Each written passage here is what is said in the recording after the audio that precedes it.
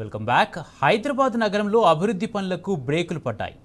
GHMC, CMC, MMC పరిధిలో వందలాది ఫైళ్లు మూలపడ్డాయి.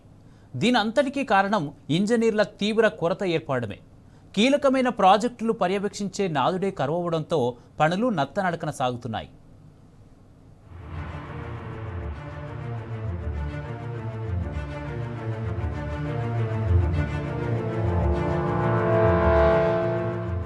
మహానగరం శరవేగంగా విస్తరిస్తోంది. కానీ దానికి తగ్గట్టుగా మౌలిక వసతుల కల్పన మాత్రం సాగటం లేదు. జీహెచ్ఎంసీ, సిఎంసీ, ఎంఎంసీ పరిధిలో ఎక్కడ చూసినా రోడ్ల తవ్వకాలు, డ్రైనేజీ పనులు, ఫ్లైఓవర్ల నిర్మాణాల్లో జాప్యం జరుగుతోంది. పనులు ఎందుకు ఆగిపోయాయని ఆరా తీస్తే మున్సిపల్ కార్పొరేషన్లలో ఇంజనీర్ల పోస్టులు భారీగా ఖాళీగా ఉండటమే ఇందుకు ప్రధాన కారణమని తెలుస్తోంది.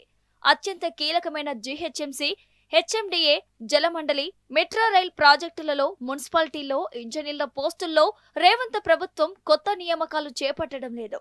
దీనికి తోడు ప్రతి ఏడాది పదవీ విరమణ పొందిన వారి సంఖ్య పెరుగుతుంది.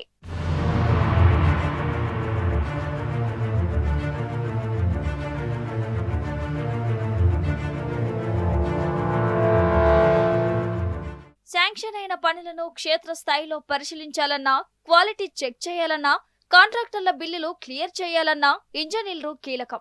కానీ ప్రస్తుతం ఉన్న సిబ్బందిపై వర్క్ లోడ్ తలకు మించిపోతోంది. ఒకే ఇంజనీర్ 3-4 డివిజన్లను పర్యవేక్షించాల్సి వస్తుంది. దీంతో ఫైళ్ల కదలిక మందగించింది.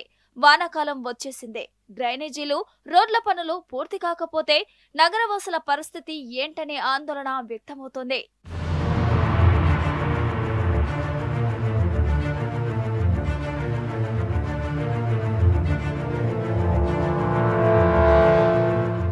మున్సిపల్ శాఖ సీఎం పర్యవేక్షణలో ఉన్న శాఖను బలోపేతం చేసేందుకు పిహెచ్ఎంఈ విభాగానికి 187 మంది, కొత్త మున్సిపాలిటీలకు 454 మంది, ఎలక్ట్రికల్ ఇంజనీర్లు 113 మంది, అవుట్ సోర్సింగ్ ఉద్యోగులు 132 మందితో సహా కొత్త ఇంజనీర్లను కేటాయించలేకపోయింది.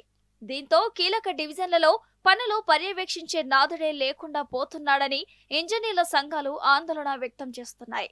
ప్రభుత్వం ఇప్పటికైనా స్పందించి డిపిసి నిర్వహించి ఖాళీలను భర్తీ చేయకపోతే మున్సిపల్ సేవలు కుప్పకూలే ప్రమాదం ఉందని హెచ్చరిస్తున్నారు.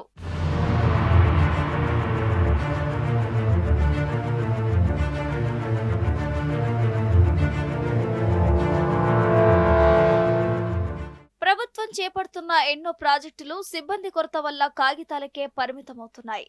ఇప్పటికైనా ప్రభుత్వం స్పందించి జీహెచ్ఎంసీ, సిఎంసీ, ఎంఎంసీలలో డిప్యుటేషన్లపై కొత్త ఇంజనీర్లను నియమించడమో లేదా తాత్కాలికంగానైనా సిబ్బందిని రిక్రూట్ చేసుకోవాలని ప్రజలు డిమాండ్ చేస్తున్నారు.